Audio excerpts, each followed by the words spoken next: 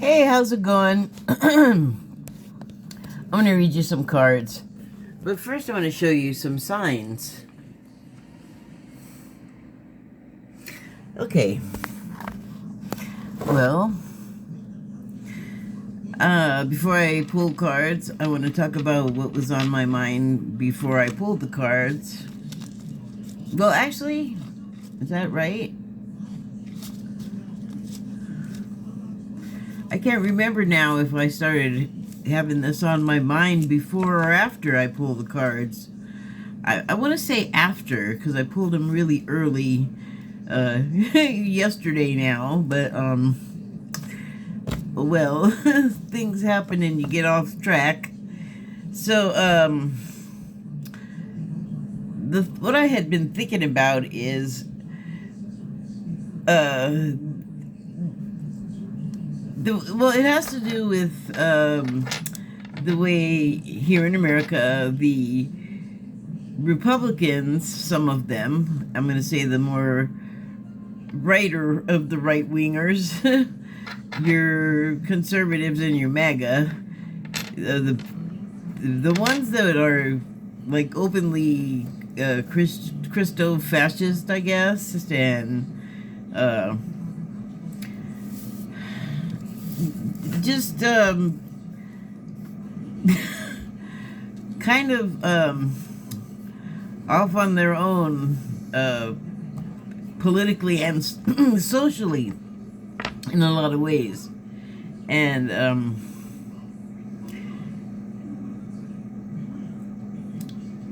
they have a lot of things to say about the left, some of which are true, some of which are, I don't know, I feel like they couldn't possibly be true. They're just very, they just don't ring true to me, although I don't know everything about everything that gets said because I don't go chase down everything that I hear on the right that I may question.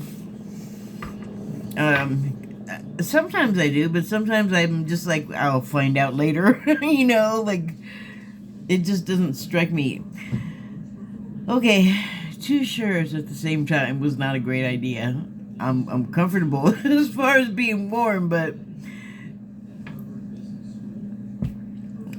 it's not working.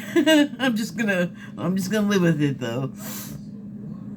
So here it is. On the right, they will say certain things about people on the left, ranging from they're demonic, they're child molesters, grooming children, everyone they see always, forever, or they're cannibals, or all of the above, or, you know, just all kinds of stuff. And the problem with that is when we're talking about government, none of that really matters unless an actual law gets broken and there's an actual victim and perpetrator that can be pointed to, because otherwise it's just talk. We don't need empty words, particularly when the right seems to be doing its best to not do work in government that they're elected to do. And I understand that there's agendas and there's people that get elected now that are not there at all to do what they have said they're there to do. They're not even there, some of them, representing the side they claim to be representing. They're like double agents. They're just there to screw up and switch sides once they get in, thereby stealing seats, which is essentially stealing votes. So, you know, to not illegally tip things in one side's favor, but I mean, it's not ethical. So, but, you know, they're calling people snowflakes and the other stuff that I talked about, and then on the right, or on the left rather, they have things that they say. So, you know what? I wrote it down because I want to talk about exactly what I was thinking, and I just moved everything. So hold on, I need to go grab that. Be right back. And I really will, too. Okay, I found it. There's a bunch of flappy papers.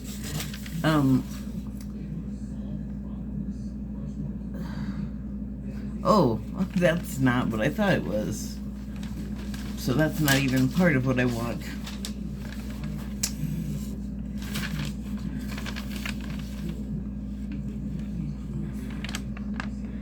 And that's from yesterday. And that's part of it. So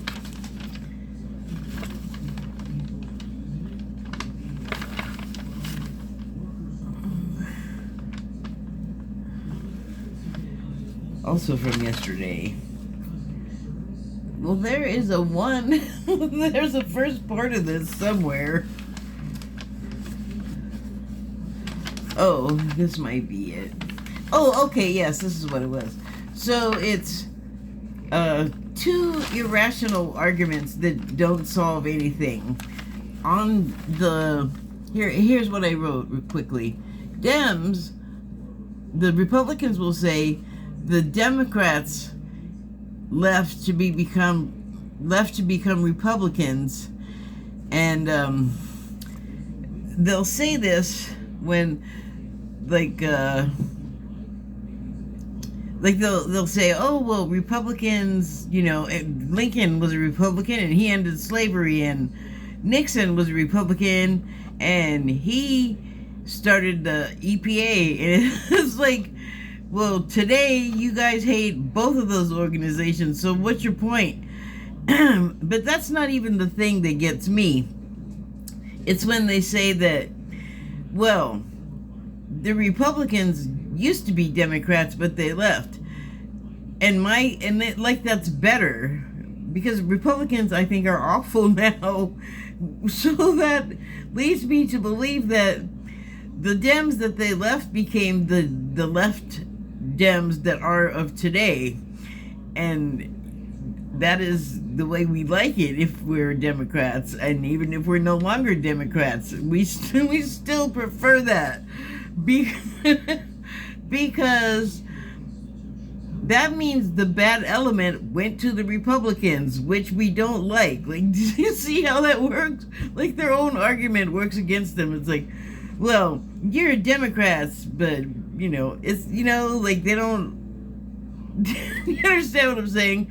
And so the really dumb corresponding irrational argument that really does nothing for anyone is, well, like, someone on the right will do something of note that's usually not great, that, in the context of what I'm saying.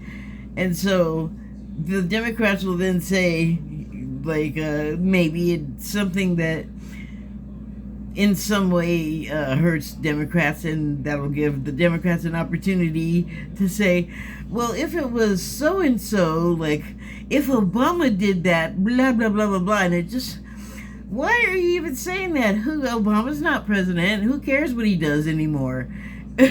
Why are you saying that? Or if Biden did that, no, if someone did something, that's dumb talk. Like, what you're saying, it doesn't accomplish anything except to show that you're butthurt. Like, it's not a good look.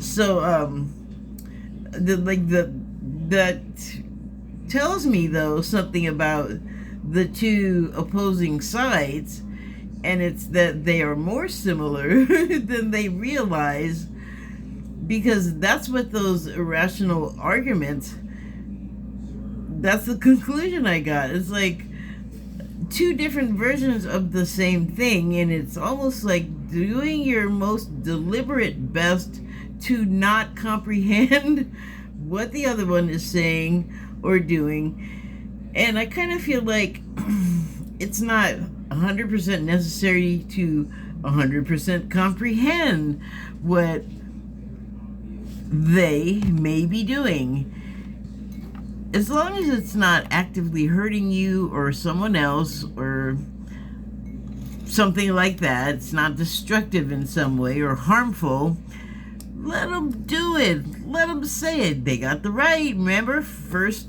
Amendment, freedom of speech. You don't have to like what the other person is saying. And the reverse is true. So I really feel like we can get off of each other about that particular thing. And I don't know really who needs to be told this, because I feel like we know, we just kind of ignore it or something, but words is words. You can brush that off. You can ignore it. Just because something is said doesn't make it true. And if we don't know that after the past 5 years, then we don't know nothing. Or 5, 7, 8 years now, however long it's been, a long time, where you have to really scrutinize what you're seeing and hearing for veracity, if you can. Like, if you have the slightest suspicion that something is not right about this, perhaps you should go a step further and take a look, investigate, research, study, I don't know how you want to call it, but maybe go look and see if your feeling doesn't have something to it, because it could pay to have taken a look instead of listening to someone tell you that the other news that's not the preferred news of your particular side is fake. See, I don't understand why so many people go with that. They just cut themselves completely off from information and then accept what someone has said about it or what they've heard about it. And people don't really specify what they mean by heard. When they say heard, do they mean someone said it in their ear, that it was audible? Or did they see it online? Or did they see a show somewhere where someone was saying the things? And once the person said them, a lot of times it's inflammatory or just absurd or appalling. And it doesn't occur to you to check elsewhere to see, like, don't you feel like you would have heard a little something somewhere? Because the fake news is just out there all over the place. They're not trying to be circumspect and sneaky and have code words and things like the right has, like all these little like stories that people not part of that group, they're not going to generally know what they're talking about, what the origin of what they're saying is. And I have found that when I'm watching these people, sometimes it's when they're being asked questions and being interviewed where this becomes obvious, or sometimes it's just when they're talking all on their own, unprompted, that they will make it pretty clear that they don't know actually for sure themselves that what they're saying is right. Because if it's something that is not exclusive to right-wing television or programming, then it's going to be more widespread. You're going to see it on all the other stations. If it's that big of a deal, everybody's going to be talking about it. And they'll be talking about something on the right, and it's this big, huge deal to them, and they're not talking about it at all on the left. And they like to say on the right that the left hides news and won't broadcast this, that, and the other.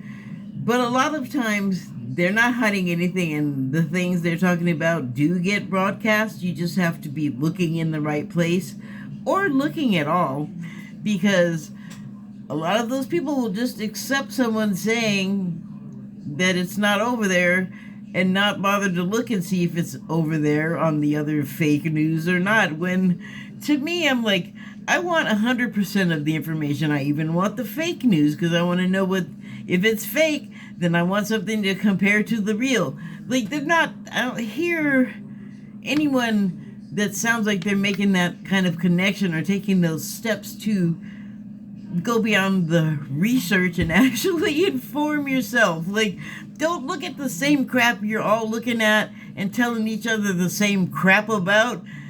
Look elsewhere. Look for something that conflicts with what you're saying, because, well, that's like a better exercise of your mind for one thing. But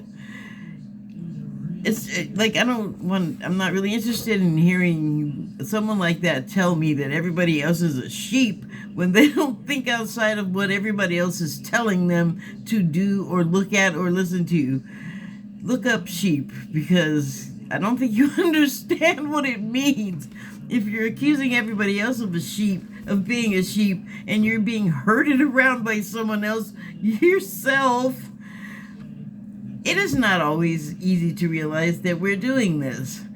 That is why you have to kind of go outside of yourself and your comfort zone and investigate even the stuff that's supposed to be the bad stuff or fake news, because better informed is better off, but that's just my opinion. And so, also happens on the left. Do you think the left ever investigates what these people are talking about? I have not. I don't think so. I think I can pretty much say that it doesn't happen. I think that they look at it with scorn, or just relegate it to nonsense, and don't even wonder, like, could there be some truth to it? I have wondered if there could be some truth to it, and some truth to it is usually the case. And I have found that on the right, sometimes they'll tell you a lot of baloney, and the substance of whatever is being advertised is not what they say it is. And that also happens on the left, but this is like self-contained stuff. You know, people that are on the same side giving it to their same people. And, well, I mean, a cheat's gonna cheat whoever they can, I guess. And then, you know, like I said, the left has its issues. It doesn't go try and even understand what, you know, the people on the right are talking about that they're unfamiliar with, and they'll just, like I said, there's a lot of name calling that goes back and forth, which who feels good getting called names? Do you not tell your kids not to do it? Why are all these adults running around just calling names all the time? And by the way, if you're talking to someone, you can't be all name call. Oh, it's not personal. Or no offense. Wrong offense. So I don't think either party should be very high and mighty over the other because of what they're doing and not doing. Like, there's so much that could be done in both cases that neither are doing, like listening to the other, and not, you might have an easier time of getting someone to listen to you if you didn't call them a bunch of names and call them stupid and you're not a critical thinker and blah blah blah. And then the other thing is I don't know if the right is like serious or they're unaware that they're like parroting, because the left will say something for a while and then the next thing you know the right is saying it, and it's like, to my way of thinking, when they're already talking about stuff as if it's something they know about, but you have learned that they actually don't, and they're just throwing a slogan out there and saying what everyone else is saying because that's what Q do, or MAGA or whatever.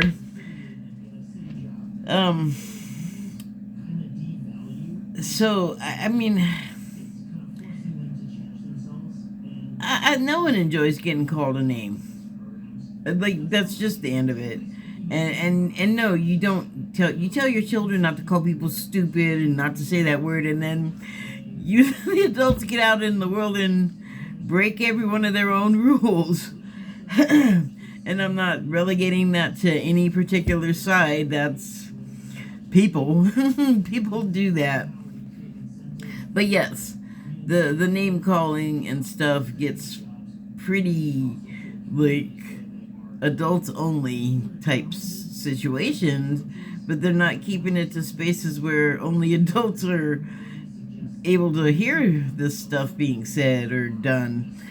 If you care about that stuff, I mean, I think everyone cares about the impression they make on other people, especially young ones that are not fully developed mentally. But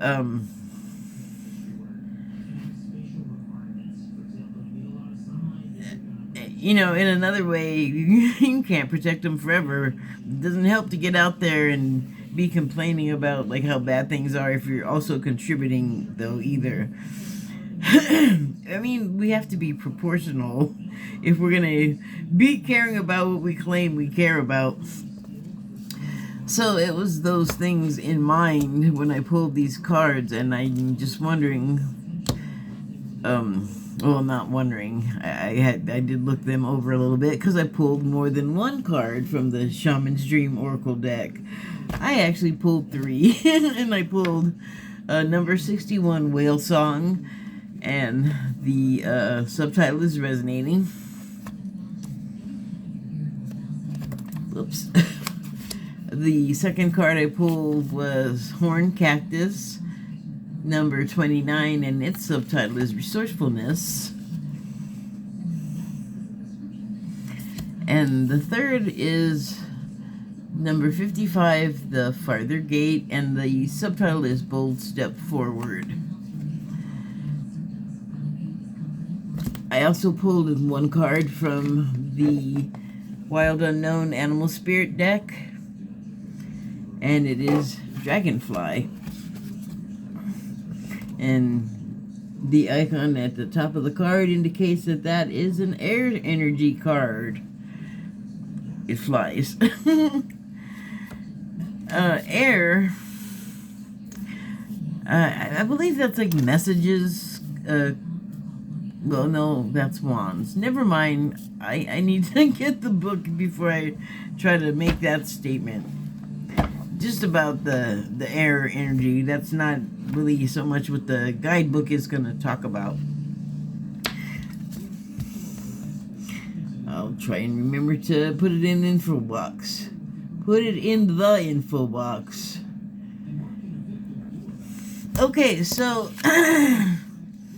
when thinking about the way that we're not communicating well with each other here in the United States, with our party system, like the people, well, I was going to say the people interested in politics, but it's not so much that, because if the politics is something like abortion that affects a lot of people, then a lot of people are going to come out from under rocks and things like that to demonstrate and vote. But we have communication issues in society here in America, to stick to this space, that is getting so polarized because of politics and ideology, basically.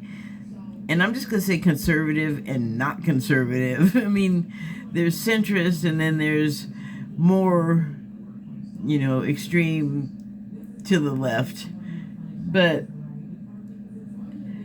pretty much everybody on the left is going to coalesce, because everybody's arguing principles now, and what do we do about this, and, you know, how should we deal with this politician that's done all these crimes, and because they're a politician, they're going to skate. That's not right. And even the president, that's not right. We shouldn't be affording them all of this opportunity to be a criminal and not be prosecuted for crimes they committed. if we're going to do that, I just want to take the whole thing down, because if we do it for one, they're all going to expect it. And we've been prosecuting people, and now all of a sudden certain people are untouchable. And I don't just mean the president. Like, I don't know.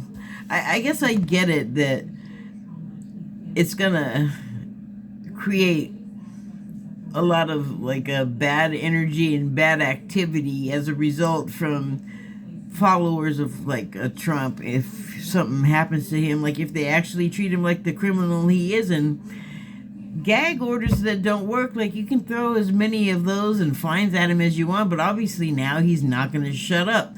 He should have just locked his ass up a while ago, and then no president will do this again. Who cares if people go wild in the streets? Arrest them. Don't be tippy-toeing around them either. Do the laws as they're written, or just don't do it at all, because you can't half-ass it. Otherwise, we're going to have a situation like we have right now. Like we're on the cusp of something. We're teetering. Are we going to do it right, or are we going to just let things go to hell? Owie, opinion commentary. So, I just whacked my hand here, and I did it the other day, probably 2 days ago when I was doing this, and I actually took look at that, I took a chunk out of my hand, hitting the edge of this thing. Maybe I should sand it. But anyway, sorry, that's neither here nor there. But I feel like, because I've been talking about the dating interactions between the left and the right, and it's a few weeks ago, there was someone that said something on the right about how women on the left were just ugly. But it turns out through this dating data that lots of people on the right would really like to date people on the left, so they must not be that ugly. See, that's a weird kind of propaganda that comes out.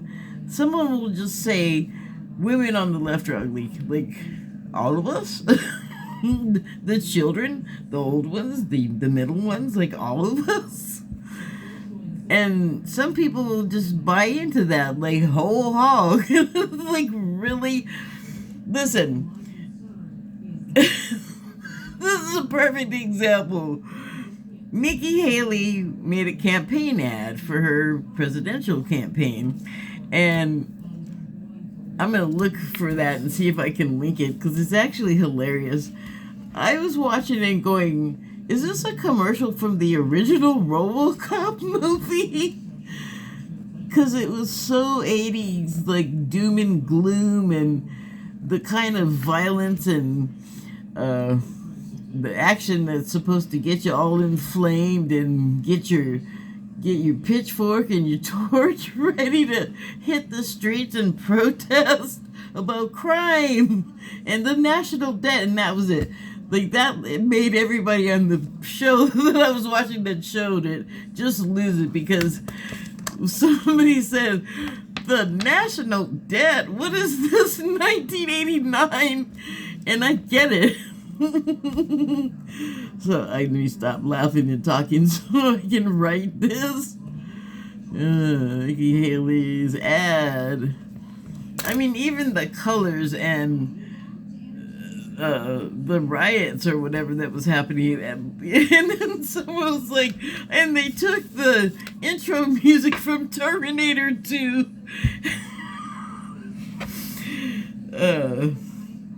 And this, I don't know.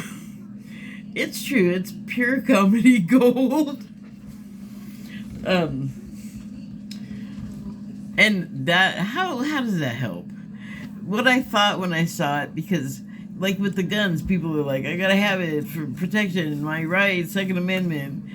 When it's the thinnest of justification, because nothing they've said makes any of the justification true. And like I was saying yesterday, I think they get the one gun and then they want more, and I think they just want to shoot people.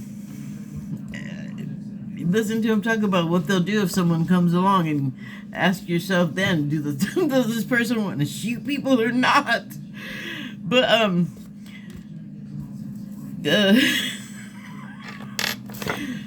so the ad, yeah, it was very like 80s horror movie commercial. Like, it was like an ad from inside an 80s movie.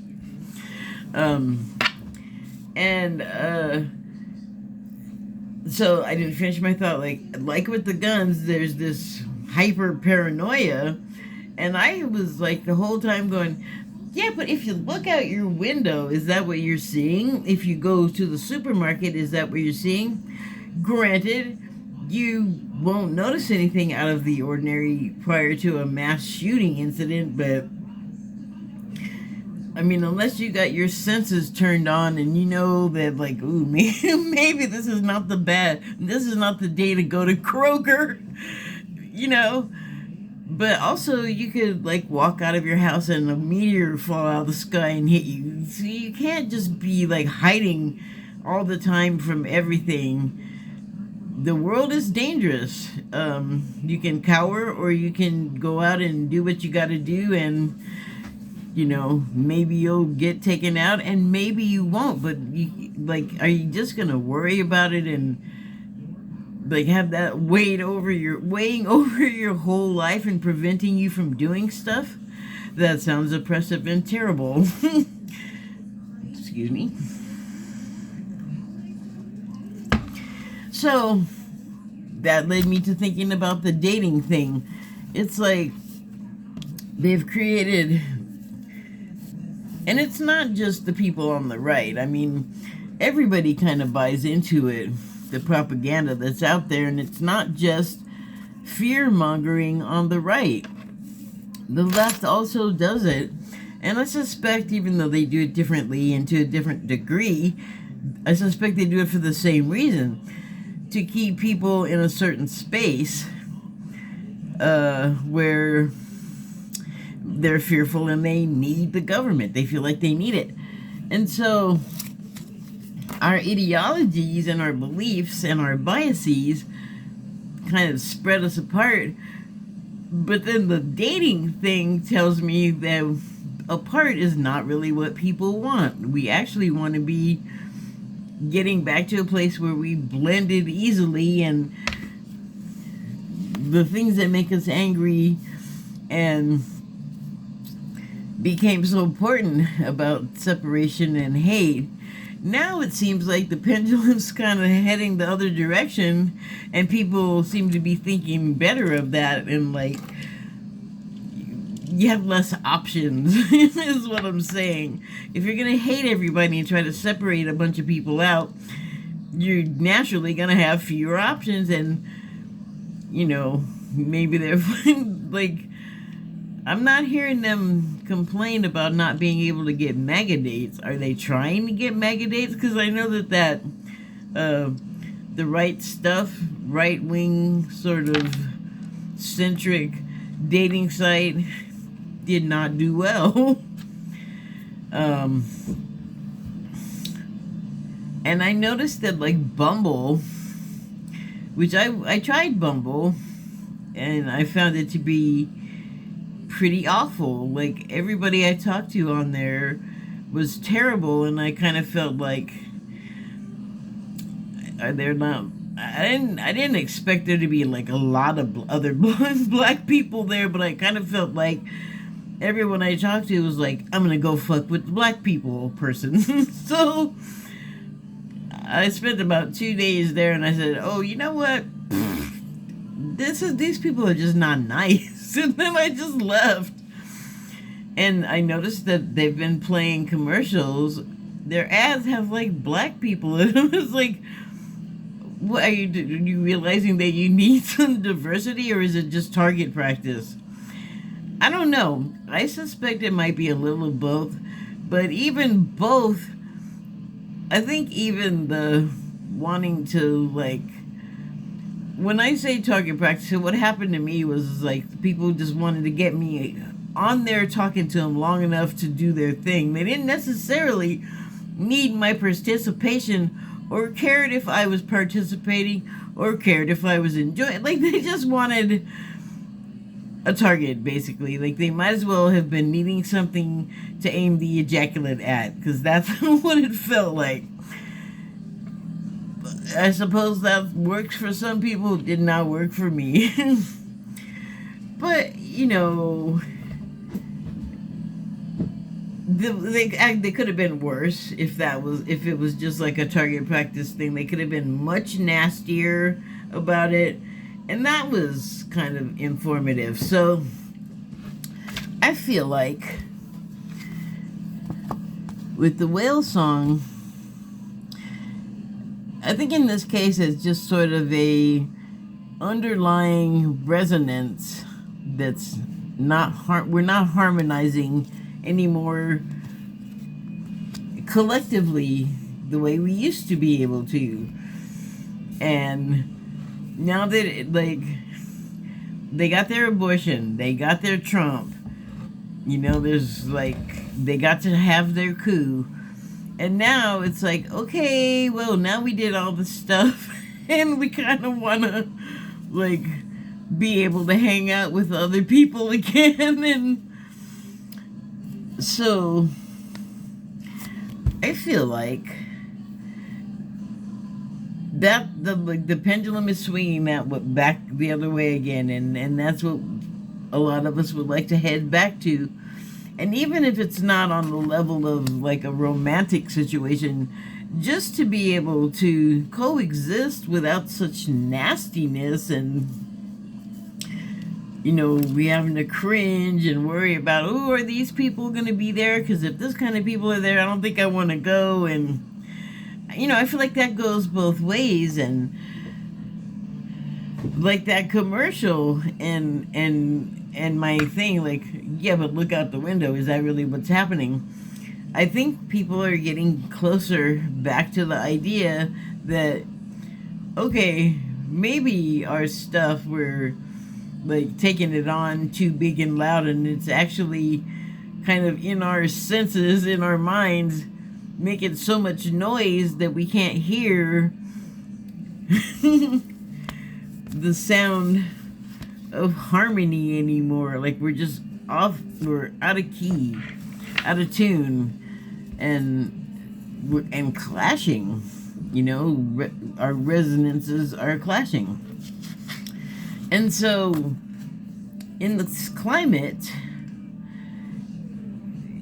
it's made us build up these avatars, I guess you could say, that they have become unpleasant, and we've endured a lot of time. And if you look at that, you can see there is a face in there, as if this hardness and all these pointy angles. What's that stuff that Han Solo got bricked up in Lando Calrissian's house? The metal crap. It's almost, I'm not gonna. I keep thinking of names, but I know it's the wrong name, so I'm not gonna say it. But Han Solo imprisoned.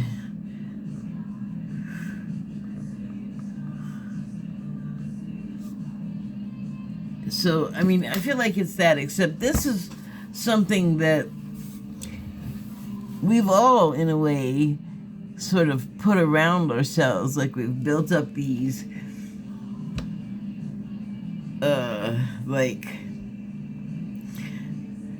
Uniforms, I guess, or coverings that allow us to say these things that are abrasive and triggering and hurtful, and all in support of these ideologies and beliefs and biases. And we're in there because we know that this whole persona we've put on is just that. It's not really us. And maybe this is starting to chafe and get pointy and pokey on the inside, as we're all sort of kicking and screaming maybe, but moving out of that sort of state of mind of separation and well, a lot of hate. So we'll see how that last one goes. That one is like really sticky or something. So the final card was the Farther Gate card, number 55, and its subtitle is Bold Step Forward. So just taking it completely literally off the front of this card, and let me hold that back up again. For me, this always signifies the end of the journey. But when I looked at the book, I'm not going to read it, but when I just looked at the book before I started, it said that it's not quite the end, but you're getting there. But I think what it also was saying is something that I was just saying like last week, that once you get through one stage or cycle of something, things, time, whatever it is, it feels like it's moving so quickly that you barely have any sort of in-between time between one, let's call them lessons, you know, from one to the other. Like maybe just enough time to like breathe and appreciate the fact that, woo, that's over before, whoosh, you're into like the next thing. So I always thought that this kind of looked like an end, but it's kind of like a false flag, I guess you could say, because you're not really at the end, and maybe you're just sort of, you're going home to rest for a moment because something is on the heels of the last thing and it's coming.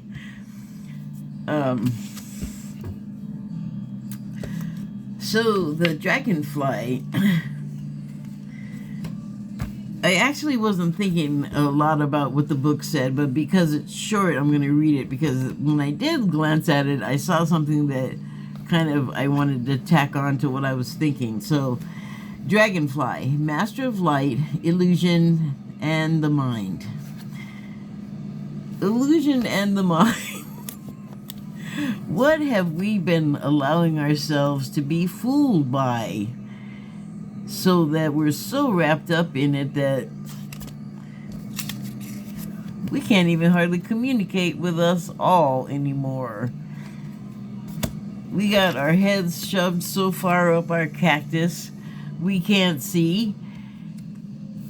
But I feel like light is making its way through, because we've, you know, dwelt in that energy long enough. I know I'm ready for things to start moving in the other direction. Less violence, less antagonism, less just picking on people and mean words, like less, please. So it looks like you might be sailing into the gate of your home harbor, and you may well be, but like I said, you may soon find yourself turned right back around and headed out again, because really that's the way life goes.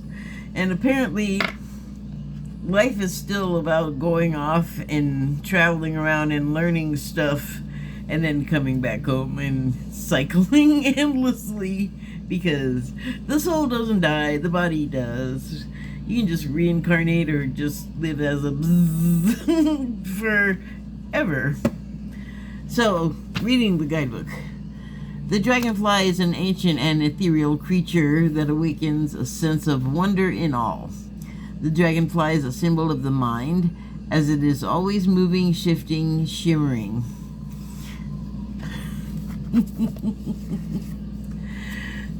Shifting, shimmering, changing that mind. Might be a little slow and stuck to get out of this, but I think there's hope. Green is very healing, and as far as symbolicism, well, is that too many syllables?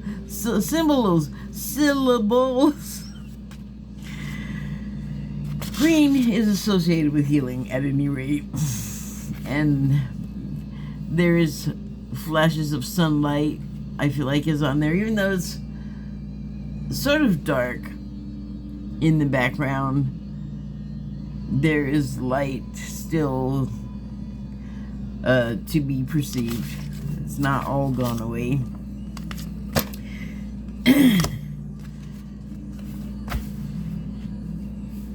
The dragonfly. Oh, when the dragonfly card appears, it's worth considering the quality of your mind and perception. Are they restless or still? Dreamlike or crystal clear? The situation at hand may be different than it appears at first glance. So all of that, like what I was saying, went a little bit too far. It looked so good at first, but then it got a little too good and lost perspective, and you're out of touch now. You can no longer resonate with like everyone else because of the separation that you wanted to impose on other people. You ended up also imposing upon yourself with the rest of society. And when I say you and yourself, I mean those mean-mouthed elements of the right. That's who I mean.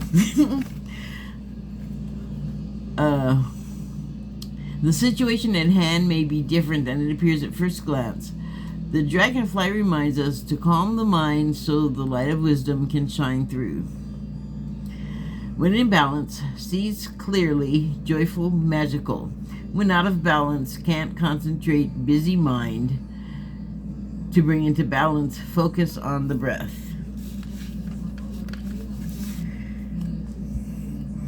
I can't help but think of this as like a thought. I'm not thinking of it in terms of its dragonfly qualities. I'm thinking of it in terms of a symbol. A thought flitting back and forth. You can start out one way and then veer far left or right, really. And that comes, I think, when you grow out of the movement, perhaps, like everyone is still okay with, like as a centrist, but you might go one way or the other, left or right, and find yourself separate from the group. And I think it's interesting that that just came out of my mouth, because I feel like that's really true. That like if you start saying it and talking about it all the time, you're gonna manifest it. And if you don't specifically exclude yourself from the festivities, you could find yourself in separation and isolation as well. And not just like by indirectly making a command that your body and mind is involuntarily just following because you didn't specify.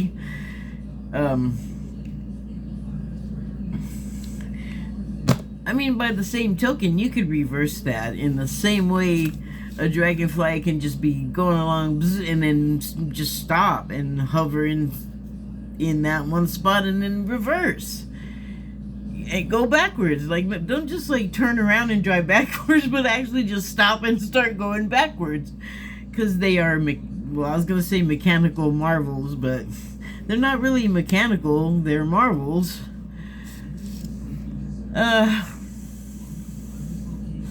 Well, I just felt like a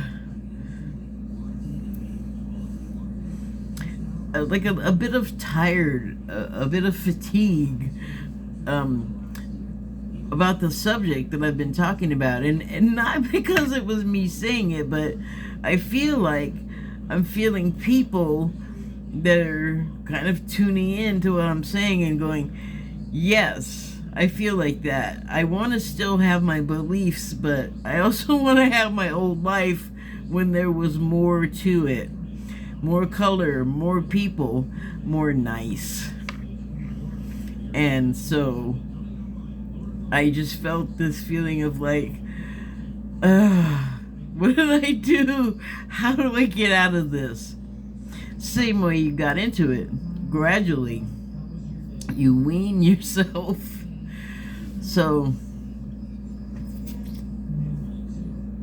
by the same token, anyone could make that same series of decisions in turn, because you don't have to be stuck anywhere. You don't have to live any kind of way other than the way that you want to. If you don't want to be treated in unpleasant ways, don't live an unpleasant life with unpleasant people. And if you're immersed in that, I'm not saying just go do something.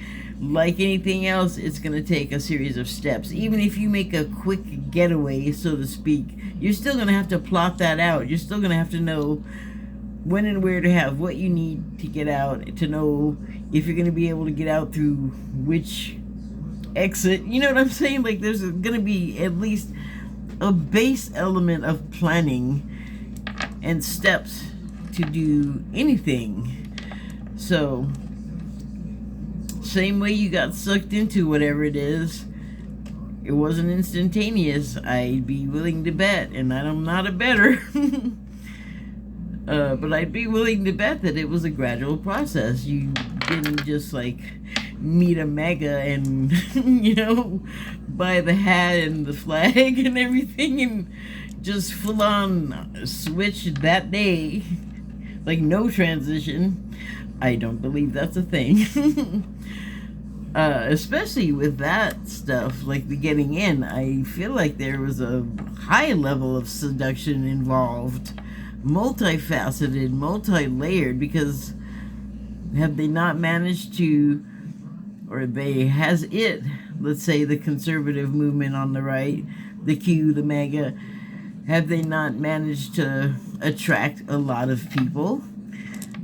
Yes, they have. So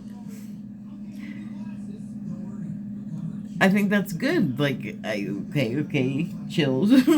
I was just gonna say, like, it's good that the pendulum is going the other way. The wave is rolling back in or out the other direction. Whatever it is, it's time for, like, the return series to start. Like, flip the record over, start the other side. I don't know about you, but I'm done with like violence and violent talk. And I mean, my God, it's been our thing for thousands of years. Are you not just ready for something new?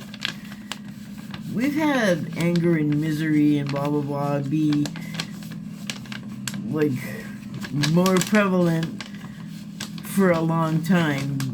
Not more prevalent than everything else, but more prevalent than it needs to be, in my opinion. Like, I feel like the world could just go on just fine without a lot of that. It'll reduce. I feel like a badly poured stein of beer, the head's gonna foam up threateningly and maybe spill a little bit, and then regress, or whatever beer does when the head unfoams. But you know what I'm saying? Like a big, like, oh, for nothing, ain't gonna do it. I feel like we're at that stage. I also feel like there's gonna be bumps and eruptions. Things are gonna happen probably that are going to anger people, and some people are going to decide that the thing to do is going to be some kind of public violence or something. I don't think that's a shocking revelation. That's kind of been for thousands of years. We've sort of honed that skill to perfection, and we know what to expect.